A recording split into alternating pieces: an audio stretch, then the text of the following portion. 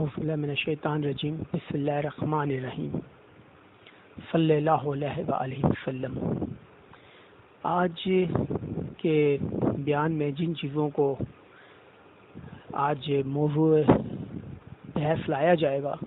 وہ انتہائی سے زیادہ اہم ہے، اور اس سے انشاءاللہ تعالی آج ہم کوشش کریں گے کہ ہم کو یہ پتہ چل سکے کہ ہم اگر کلام پاک کا ترجمہ پڑھیں تو کس انسان کا پڑھیں اور کس کا نہ پڑھیں، اور ہم اس چیز کا بھی بڑی احتیاط کے ساتھ معائنہ کر سکیں، ہمیں اندازہ ہو جائے، پتہ چل جائے کہ ہم جس انسان کا کلام پاک کا ترجمہ کر رہے ہیں کیا وہ کوئی با ادب انسان ہے یا بے ادب انسان تو نہیں ہے۔ یہی نہ ہو کہ ہم کسی بے ادب کا کیا ہوا کلام پاک کا ترجمہ پڑھ لیں اور اس کے بعد اللہ نہ کرے استغفر اللہ گمراہی کا شکار ہو جائے۔ یاد رکھیے گا آج کا جو مفید جو سوال زیر بحث ہے، جس کے بارے میں بہت سارے لوگوں نے بہت غلط باتیں پھیلا دی ہیں، وہ ہے کہ حضرت ابراہیم علیہ السلام کے والد ماجد کا نام کیا ہے۔ ہمارے معاشرے میں کچھ ایسے لوگ ہیں جو بہت انتہائی سے زیادہ دکھ کی بات ہے کہ غلط بات پھیلا رہے ہیں، اور وہ یہ کہتے ہیں کہ کلام پاک سے ثابت ہوتا ہے، کہ کلام پاک سے ثابت کرتا ہے کہ حضرت ابراہیم علیہ السلام کے والد استغفر اللہ کافر تھے، اور ان کے والد کا نام آزر ہے۔ آزر جو کہ بت پرست ہے، وہ یہ کہتے ہیں کہ آزر حضرت ابراہیم علیہ السلام کا باپ ہے، اور جبکہ یہ ایک انتہائی سے غلط بات ہے۔ ہم بھی اسی چیز کو ثابت کریں گے کلام پاک سے ہی کہ حضرت ابراہیم علیہ السلام کے والد آزر نہیں ہیں، یہ بات ثابت ہو جائے گی آج۔ اب دیکھیے، کہنے کو ہم بھی کلام پاک سے ثابت کر رہے ہیں، اور جو لوگ کلام پاک سے ثابت کر رہے ہیں کہ حضرت ابراہیم علیہ السلام کے والد حاضر ہیں جو کہ ایک بت پرست ہیں، تو دونوں میں واضح فرق دیکھیے۔ ہم کلام پاک سے ثابت کر رہے ہیں کہ حضرت ابراہیم علیہ السلام کے والد ایک مسلمان ہیں، ایک مومن ہیں، جبکہ وہ لوگ کلام پاک سے ثابت کر رہے ہیں کہ استغفر اللہ حضرت ابراہیم علیہ السلام کے والد ایک کافر ہیں۔ بات صرف حضرت ابراہیم علیہ السلام سے بھی بہت آگے چلی جاتی ہے، کیونکہ اگر ہم یہ کہیں کہ حضرت ابراہیم علیہ السلام کے والد استغفر اللہ اگر کافر ہیں، تو اس کا مطلب یہ ہے کہ ہم یہ کہہ رہے ہیں کہ نبی پاک صلی اللہ علیہ وسلم کے آبا و اجداد، نبی پاک صلی اللہ علیہ وسلم کے جد امجد استغفر اللہ کفار میں سے ہیں۔ آپ سوچئے ذرا یہ بات کہ کتنی بڑی بات ہے۔ اگر کوئی انسان یہ سوچے یار ہمیں سے کیا فرق پڑتا ہے حضرت ابراہیم علیہ السلام کے والد مسلمان ہیں یا استغفر اللہ کافر ہیں، ہم اس بحث میں کیوں بڑھیں؟ نہیں، ہمیں پتہ ہونا چاہیے۔ آج اگر آپ کے باپ کے بارے میں، میرے باپ کے بارے میں کوئی غلط بات کرے، آج مجھے کوئی یہ کہے کہ تمہارا باپ یہ نہیں، تمہارا باپ وہ ہے، یا آپ کو یہ کہے کہ تمہارا باپ اسلم نہیں اکرم ہے، تو آپ کو کتنا دکھ ہوگا، مجھ کو کتنا دکھ ہوگا۔ ہمیں اپنے باپ کے بارے میں کوئی غلط بات کرتے تو ہمارا خون کھول اٹھے گا، لیکن کیا ہم اس قدر مر چکے ہیں کہ حضرت ابراہیم علیہ السلام جو کہ نبی پاک صلی اللہ علیہ وسلم کے جد امجد میں سے ہیں، ان کے والد ماجد کے کو استغفر اللہ کوئی لوگ کافر ڈکلیئر کر دیں اور ہم یہاں پہ خاموشی سے بیٹھے رہیں، نہیں جی کیا فرق پڑتا ہے ہمارا؟ نہیں، یہ ہمارا معاملہ ہے، ہمیں پتہ ہونا چاہیے۔ یہ ہمیں اپنے باپ سے زیادہ ان کے والد ماجد کا پتہ ہونا چاہیے۔ سوچئے۔ اور ایک چیز میں آپ کو ایک اور چیز بھی بتاؤں، کبھی یہ بھی تو سوچئے کہ آخر کچھ لوگ ہیں جو کلام پاک کھولتے ہیں، ظاہر ان کی داڑیاں بہت لمبی ہیں،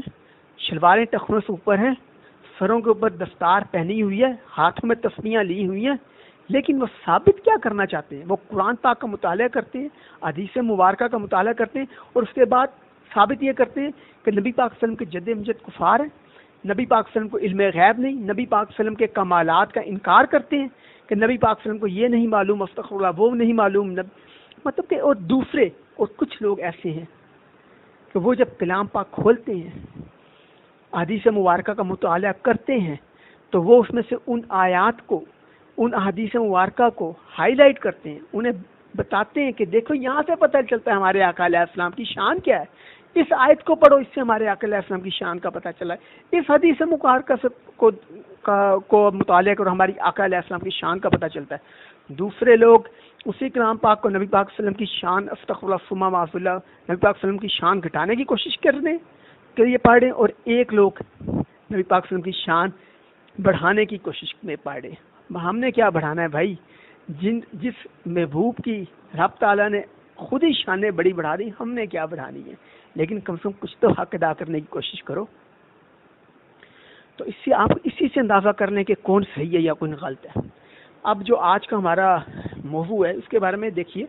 جو لوگ یہ کہتے ہیں کہ حضرت ابراہیم علیہ السلام کے والد استغفر اللہ مشرک ہیں، کافر ہیں، بت پرست اور آزر کو کہتے ہیں، وہ یہ حوالہ دیتے ہیں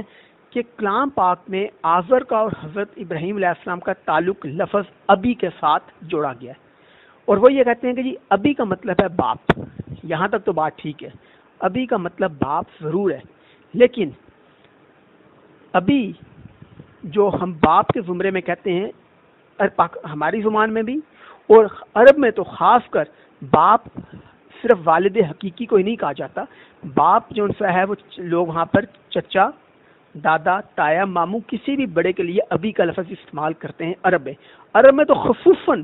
جو لفظ ابی ہے یہ چچا کے لیے بھی، تایا کے لیے بھی، دادا کے لیے، نانا کے لیے، غیر کسی بھی بڑے کو اگر عزت دینا چاہیں تو اس کے لیے استعمال کیا جاتا ہے۔ جو لوگ حضرت ابراہیم علیہ السلام کے والد کو کافر استغفر اللہ ثابت کرنے کی کوشش کرتے ہیں وہ یہی حوالہ دیتے ہیں، کیوں کہتے ہیں کہ دیکھیے ابی کا لفظ استعمال ہوا ہے کہ آزر حضرت ابراہیم علیہ السلام کا ابی ہے، تو ان سے کہیے گا تم لوگوں نے کلام پاک سے یہ ثابت کیا، ہم بھی یہی اسی کلام پاک سے ہی ثابت کرتے ہیں کہ لفظ ابی صرف والد حقیقی کے لیے نہیں ہوتا۔ پہلے اس بارے کا آخری رکوع میں جہاں پہ حضرت یعقوب علیہ السلام کا واقعہ سارا درج ہے کہ جب حضرت یعقوب علیہ السلام دنیا سے تشریف لے جانے لگے وہ تو آپ نے اپنی اولاد کو بلایا اور ان سے پوچھا کہ میرے بعد تم کس دین پہ رہو گے، تو اس موقع کے اوپر ان کے بیٹوں نے، حضرت یعقوب علیہ السلام کے بیٹوں نے لفظ استعمال کیا ابائکا جو کہ جمع ہے لفظ ابی کی، اور ابائکا کے ساتھ تعلق جوڑا حضرت ابراہیم علیہ السلام کا جو کہ دادا ہیں حضرت یعقوب علیہ السلام کے، حضرت اسماعیل علیہ السلام کا جو کہ چچا ہیں حضرت یعقوب علیہ السلام کے، اور حضرت اسحاق علیہ السلام کا جو کہ حقیقی والد ہیں حضرت یعقوب علیہ السلام کے۔ یعنی کہ ہمیں کلام پاک سے ہی پتہ چلا کہ لفظ ابی جون سا ہے دادا، چچا اور والد حقیقی، اور آپ وہاں پر دیکھیے بلکہ جو والد حقیقی کے لیے استعمال ہوا وہ تیسرے نمبر پہ استعمال ہوا ہے، تیسرے نمبر پہ والد حقیقی کے لیے لفظ استعمال ہوا ہے، لیکن پہلے دادا اور چچا کے لیے والد حقیقی سے پہلے استعمال ہوا ہے۔ تو دیکھیے اسی کلام پاک سے پتہ چلا نا کہ لفظ ابی صرف والد کے لیے استعمال، والد حقیقی کے لیے استعمال نہیں ہوتا، یہ چچا کے لیے اور دادا کے لیے بھی ہو سکتا ہے، کلام پاک میں استعمال ہوا ہے۔ اس کے علاوہ آپ یہ دیکھیے سورہ توبہ، کلام پاک میں سورہ توبہ کی آیت نمبر 28 میں رب تعالیٰ نے واضح طور پہ فرما دیا ہے کہ مشرک ناپاک ہیں۔ جب رب تعالیٰ نے واضح طور پہ فرما دیا کہ مشرک ناپاک ہے تو پھر نعوذ باللہ استغفر اللہ کیا ہم یہ ثابت کرنے کی کوشش کر رہے ہیں کہ نبی پاک صلی اللہ علیہ وسلم کے جد امجد ناپاک ہے؟ جو لوگ یہ کہتے ہیں کہ آزر استغفر اللہ حضرت ابراہیم علیہ السلام کا باپ تھا، تو ہم یہ کہنے کی کوشش کر رہے ہیں کہ حضرت ابراہیم علیہ السلام جو کہ براہ راست نبی پاک صلی اللہ علیہ وسلم کے جد امجد کی لڑی میں سے ہیں، کہ یعنی کہ ہم یہ کہہ رہے ہیں کہ نبی پاک صلی اللہ علیہ وسلم کے آباء و اجداد مشرک ہیں، ناپاک ہیں۔ استغفر اللہ وہ لوگ یہ ثابت کرنے کی کوشش کر رہے ہیں کہ نبی پاک صلی اللہ علیہ وسلم کا جو نور محمدی صلی اللہ علیہ وسلم ہے وہ حضرت آدم علیہ السلام سے آگے آتا جب پہنچا تو وہ جو ناپاک لوگوں کے ذریعے استغفر اللہ ناپاک لوگوں کے وسیلے سے رب تعالیٰ نے وہ آگے پہنچایا۔ ثم معذلہ، اتنی گندی اور گھٹیا سوچ رکھنے پہ جتنا بھی ان لوگوں کی مذمت کی جائے وہ کم ہے۔ آپ یہ دیکھیے بخاری شریف کے اندر نبی پاک صلی اللہ علیہ وسلم نے خود فرمایا ہے کہ مفہوم مطار اللہ تعالیٰ کو معاف فرمائے کہ میرے جو جد امجد کی ہیں وہ ہر صدی کے بہترین لوگوں میں سے، میرے جد امجد ہر صدی کے بہترین لوگوں میں سے۔ اور نبی پاک صلی اللہ علیہ وسلم نے تو احادیث مبارکہ میں خود واضح طور پر فرما دیا، ترمذی شریف میں بھی فرما دیا، بخاری شریف میں بھی فرما دیا کہ میرے آباء و اجداد تم میں سے بہترین لوگوں میں سے، مفہوم بتا رہا ہوں، اللہ تعالیٰ کو مجھے معاف فرمائے، کہ میرے آباء و اجداد تم میں سے بہترین لوگوں میں سے، تو کیا یہ ہو سکتا ہے کہ جب آقا علیہ السلام خود فرما رہے ہیں کہ میرے آباء و اجداد تم میں سے بہترین لوگوں میں سے ہیں، تو عازر جیسا بدبخت اور مشرک آدمی نبی پاک صلی اللہ علیہ وسلم کے جد امجد کا حصہ ہو سکتا ہے؟ نبی پاک صلی اللہ علیہ وسلم کے جد امجد تو حقیقتاً سب سے بہترین لوگوں میں سے ہیں، تو پھر اس سے ایک بات تو ثابت ہو گئی کہ عازر نبی پاک صلی اللہ علیہ وسلم کا جد امجد نہیں ہے۔ حضرت ابراہیم علیہ السلام کے والد ماجد کا اصل نام حضرت طارق رضی اللہ تعالیٰ عنہ ہے، اور یہ نام تو عیسائیوں کی اور یہودیوں کی جو مقدس کتابیں ہیں تورات اور انجیل، اس کے اندر تک بھی لکھا ہوا ہے۔ انجیل مقدس، تورات مقدس، ان کے اندر بھی حضرت طارق رضی اللہ تعالیٰ عنہ کا باقاعدہ بتایا گیا ہے کہ وہ حضرت ابراہیم علیہ السلام کے والد ماجد ہیں۔ مجھے تو انتہائی سے زیادہ دکھ ہوتا ہے، پھر آپ حدیث قرآن پاک سے ثابت ہو گیا کہ ابھی لفظ چچا تایا کے لیے بھی استعمال ہو سکتا ہے، باقی لوگوں کے لیے دادا کے لیے بھی استعمال ہو سکتا ہے۔ تو جب یہ چیز ثابت ہو گئی، نبی پاک صلی اللہ علیہ وسلم کی واضح حدیث مبارکہ ہیں کہ میرے جد امجد تم میں سے بہترین لوگوں میں سے ہیں، تو پھر اس وقت شک کس چیز کا رہ جاتا ہے؟ اور پھر آپ یہ دیکھیے قرآن پاک میں سورہ ابراہیم میں دعا ابراہیمی ہے، جس میں حضرت ابراہیم علیہ السلام اپنے والدین کے لیے دعا فرما رہے، اور حضرت ابراہیم علیہ السلام نے یہ دعا عمر کے اپنے آخری حصے میں بڑھاپے میں آ کے دعا فرمائی، یعنی کہ تب تک آزر تو کب کا مر کھپ چکا تھا، تب تک آپ نے اپنے والدین کے لیے دعا فرمائی۔ اگر استغفر اللہ ثم معاذ اللہ، اگر آزر حضرت ابراہیم علیہ السلام کا باپ ہوتا تو حضرت ابراہیم علیہ السلام کبھی ایک مشرک کے لیے اس کے مرنے کے بعد اس کے لیے دعا فرماتے؟ کبھی بھی نہیں۔ کسی مشرک کے لیے اس کے مرنے کے بعد تو دعا کی نہیں جا سکتی۔ حضرت ابراہیم علیہ السلام نے خود اپنے والدین کے لیے دعا فرمائی۔ یقین کیجئے یہ تمام چیزیں کلام پاک سے مل رہی ہیں ہم کو، اور پھر بھی یقین کیجئے دکھ ہوتا ہے کہ کچھ ایسے لوگ ہیں جو یہ کہتے ہیں کہ نبی پاک صلی اللہ علیہ وسلم کے جد امجد کے اوپر انگلی اٹھاتے ہیں۔ دکھ ہے، انتہائی دکھ ہے۔ میں آپ لوگوں سے درخواست کروں گا کہ ہر کسی کا کلام پاک کا ترجمہ یا ہر کسی کی کلام پاک کی تفسیر آنکھیں بند کر کے نہ اٹھایا کریں۔ کم از کم پہلے یہ تو سوچ لیں کہ اگلا ترجمہ کرنے والا با ادب ہے یا بے ادب ہے۔ اب اگلا سوال آئے گا کہ جناب ہمیں کیسے پتہ چلے کہ ترجمہ کرنے والا با ادب ہے یا بے ادب ہے اتنے ہی لوگوں کے؟ میں ایک چھوٹی سی مثال دینا چاہتا ہوں، امید ہے کہ اس سے انشاءاللہ تعالیٰ آپ کو یہ مسئلہ کافی حد تک واضح ہو جائے گا۔ دیکھیے ایک استاد ہے، اس کے 3 شاگرد ہیں، وہ اپنے تینوں شاگردوں کو بٹھاتا ہے اور ان کو کہتا ہے میں ایک انگریزی کا چھوٹا سا فقرہ تم لوگوں کے سامنے پڑھتا ہوں، مجھے اس کی اردو میں ترجمہ کر کے بتاؤ۔ استاد کہتا ہے انگریزی کا فقرہ ہے یو آر مائی مدر، اس کا ترجمہ کرو۔ پہلے شاگرد کو بلاتا ہے، کہتا ہے ہاں بیٹا اس کا ترجمہ کرو، یو آر مائی مدر کا ترجمہ کرو۔ وہ شاگرد کہتا ہے اس کا مطلب ہے کہ آپ میری والدہ ماجدہ ہیں۔ استاد اسے شاباش کہتا ہے بہت اچھا ترجمہ کیا آپ نے، شاباش بیٹھے۔ دوسرے کو بلاتا ہے، کہتا ہے بیٹا اسی کا دوبارہ ترجمہ کرو، تم کرو۔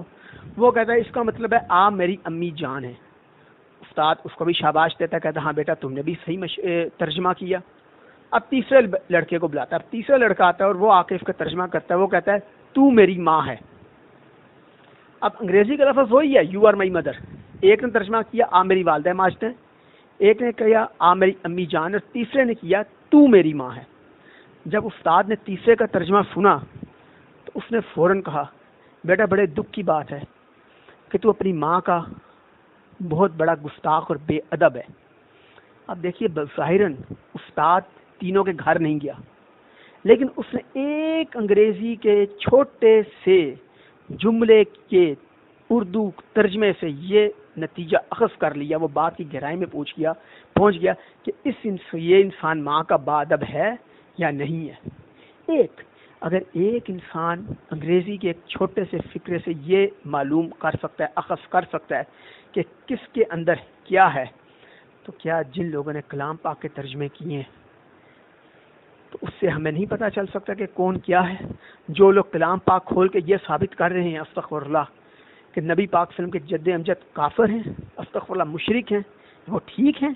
جو لوگ کلام پاک کا ترجمہ کر کے یہ ثابت کرنے کی کوشش کر رہے ہیں استغفر اللہ کہ نبی پاک صلی اللہ علیہ وسلم کو علم غیب نہیں ہے، نبی پاک صلی اللہ علیہ وسلم کو یہ نہیں پتہ، نبی پاک صلی اللہ علیہ وسلم کے اختیارات کے بارے میں لوگوں کے دلوں میں شکوک و شبہات ڈال رہے ہیں، کیا وہ لوگ ٹھیک ہیں؟ یا وہ لوگ ٹھیک ہیں جو لوگوں کو یہ بتا رہے ہیں کہ ہمارے آقا علیہ السلام کی یہ شان ہے، ہمارے آقا علیہ السلام کے جد امجد تو ماشاءاللہ عظیم لوگوں میں سے، بہترین لوگوں میں سے. خود سوچئے ہر ایک کا آنکھوں بند کر کے ترجمہ و تفسیر پڑھیں گے تو گمراہی میں بھٹکیں گے. ہمارے معاشرے میں آج کل بہت سارے ایسے لوگ آ گئے ہیں جو بڑے آرام سے کہتے ہیں بھائی خود کلام پاک پڑھ لیں، خود کلام پاک پڑھ لیں، خود تفسیر پڑھ لیں، حدیث مبارکہ کا مطالعہ خود کر لیں،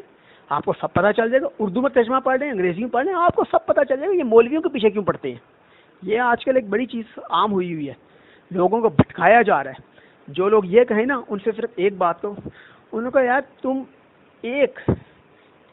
تم لوگ اپنی اولاد کے لیے 6 اور 7ویں جماعت کے ایک عام سے حساب یا سائنس کے لیے تو ٹیوشن رکھتے ہو، تم سے ایک 6 یا 8ویں یا 9ویں جماعت کی سائنس کی، بایولوجی یا فزکس کی کتاب تو سمجھ میں آتی نہیں، اس کے لیے تو تم لوگ 4 ٹیوشنیں رکھ رہے ہوتے ہو، اپنے بچوں کو رکھ کے دے رہے ہوتے کہ سمجھ میں آئے. اور جب کلام پاک کی باری آتی تو یہ کہہ دیتے ہو یہ تو سب کو ویسے ہی سمجھ آ جائے گا، یہ تو ویسے ہی سمجھ آ جائے گا، یہ آپ خود پڑھ لیں، کسی سے پوچھنے کی کیا ضرورت ہے. آج دیکھیے ایک عام انسان، آج میرے جیسا ایک عام آدمی جسے تھوڑی بہت انگریزی آتی ہے یا تھوڑی بہت اردو آتی ہے، مجھے آپ تمام 50 کتابیں دے دیں فزکس کی اور ساتھ کچھ کیمسٹری کی کتابیں دے دیں اور مجھے پھر اس کے بعد کہنے میں انہی کتابوں کے اندر ایٹم بم بنانے کا اور میزائل بنانے کا سارا طریقہ درج ہے، بھائی یہ 50 کتابیں خود پڑھ لو اور اس کے بعد جا کے ایٹم بم بنا لو، یہ میزائل بنا لو. کیا میں بنا لوں گا؟ میں آپ کو اگر 10 کتابیں دوں کیمسٹری کی اور کہوں بھیا خود ہی پڑھ لو، آپ کو تو انگریزی پڑھنی آتی ہے نا، انگریزی تو آپ پڑھے لکھے ہیں، آپ انگریزی کے اندر کیمسٹری کی 6 کتابیں ہیں، 10 کتابیں یہ پڑھ لیں، اس کے بعد جا کے BSc یا MSc کا امتحان دے دیں، آپ دے پائیں گے؟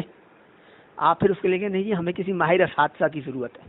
اچھا دنیاوی تعلیم کی بات آئے گی تو وہاں پہ آپ کو ماہر اساتذہ کی ضرورت پڑ جائے گی. کلام پاک کی بات آئے گی تو وہاں پہ نہیں، یہ خود پڑھ لیں گے. جب خود پڑھیں گے نا تو پھر آپ ایسے ہی استغفر اللہ ترجمے اور ایسی تشریحاں کریں گے کہ جس کے بعد گمراہی کے علاوہ شاید کچھ نہ مل سکے. یہ جو مرزا قادیانی تھا نا، مرزا قادیانی بدبخت،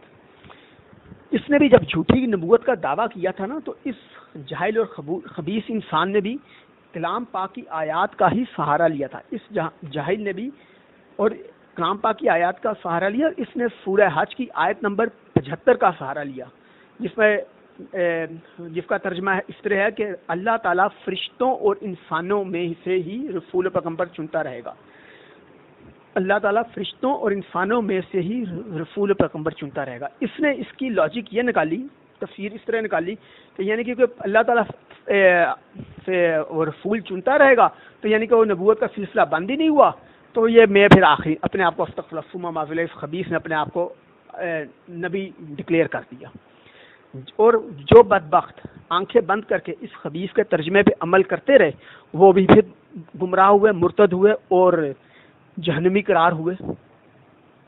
آپ یہ دیکھیے تو ہر کسی کا پہلے یہ دیکھیں کس کا ترجمہ پڑھ رہے ہیں. اگر آپ خالی لفظی، جو لوگ کہتے ہیں لفظی ترجمہ پڑھ لو آپ کو سب کچھ سمجھ میں آ جائے گا، اگر آپ لفظی ترجمے کے اوپر ہی بیٹھے رہیں گے نا کہ جی ہم خود ہی ترجمہ نکال لیں گے، ہمیں 2-4 لفظ عربی کے آ گئے ہیں ہم خود ہی نکال لیں گے، اگر یہی بات ہوتی ہے نا جو عرب کے اندر تو کوئی بھی ہر بندے کو عربی آتی ہے نا وہاں تو عرب میں تو پھر ہر بندہ اس حساب سے آپ یہ کہیں گے کہ عالم دین ہے، ہر بندہ عالم دین ہے. بالکل ایسا نہیں ہے کہ جی انہیں قرآن پاک ان کے اہل زبان ہے جی ان کو تو آتا ہے، نہیں ہے. یہ بات سمجھنی پڑتی ہے یار. ایک عام کتاب، میں کہتا ہوں ایک عام شاعری کی کتاب، ایک نظم کی کتاب ہم بچپن سے اردو پڑھ رہے ہیں نا، ہم کو کوئی دے دے تو ہمیں اس کی تشریح کے لیے پتہ نہیں کتنے لوگوں سے سبق سیکھنا پڑتا ہے، اور کلام پاک کی باری آتی ہے تو ہم کہتے ہیں بھائی سب کچھ آ جاتا ہے آپ خود ہی پڑھ لیں. اگر اسی طرح غلط لوگوں کے پیچھے پڑھیں گے تو پھر آپ کلام پاک میں سورہ جن کی آیت نمبر 3 کا کیا ترجمہ کریں گے، جس کا اگر لفظی ترجمے کی بات کریں تو اس کا لفظی ترجمہ تو پھر یہ بنتا ہے کہ ہمارے رب کا دادا بڑا خاندانی ہے، ہمارے رب کا دادا بڑا خاندانی. استغفر اللہ ثم معاذ اللہ. لفظی ترجمہ تو یہ بنتا ہے، دادا تو پھر اس کا ہوتا ہے جس کا کوئی باپ بھی ہوتا ہے. تو استغفر اللہ ثم معاذ اللہ نعوذ باللہ، پھر کوئی یہ دعویٰ کرے گا کہ رب تعالیٰ کا نعوذ باللہ کوئی باپ ہے؟ یہ سوچئے لفظی ترجمے. اور جو آپ گمراہ نہ ہو جائیے گا. اگر ہم سورہ مومنون کی آیت نمبر 14 دیکھیے، جس کا اگر لفظی ترجمہ کریں تو لفظی ترجمہ پھر یہ بنے گا اللہ برکت والا ہے جو تمام خالقوں سے اچھا ہے۔ اللہ برکت والا ہے جو تمام خالقوں سے اچھا ہے۔ تو اس کا نعوذ باللہ استغفر اللہ، پھر اب لفظی ترجمہ دیکھیں تو پھر تو یہ نکلے گا کہ اس کے مطلب ہے کہ اللہ تعالیٰ کے علاوہ بھی اور بھی کتنے خالق ہیں۔ اب یہ دیکھیے، حالانکہ خالق حقیقی رب تعالیٰ ہے، چیزوں کو سمجھیے۔ اگر آنکھیں بند کر کے لفظی ترجمے کریں گے تو گمراہی کا شکار ہو جائیں گے۔ میں آپ لوگوں سے پھر درخواست کر رہا ہوں، گزارش کر رہا ہوں، ہر اس انسان سے جس کی صرف داڑھی اچھی لگ رہی ہو، یا آپ دستار یا امامہ بہت پیارا پہنا ہوا ہے، شلوار ٹخنوں سے اوپر ہے، ہاتھ میں تسبیح پڑی ہے، ہر اس انسان کو ہدایت یافتہ نہ سمجھ لیجیے گا۔ پہلے انسان کو جج کیجئے، پہلے یہ تو دیکھ لیں کہ جس کے قریب ہو رہے ہیں وہ کہیں کوئی ایسا انسان تو نہیں ہے کہ وہ خود تو ڈوبے آپ کو بھی لے ڈوبے۔ پہلے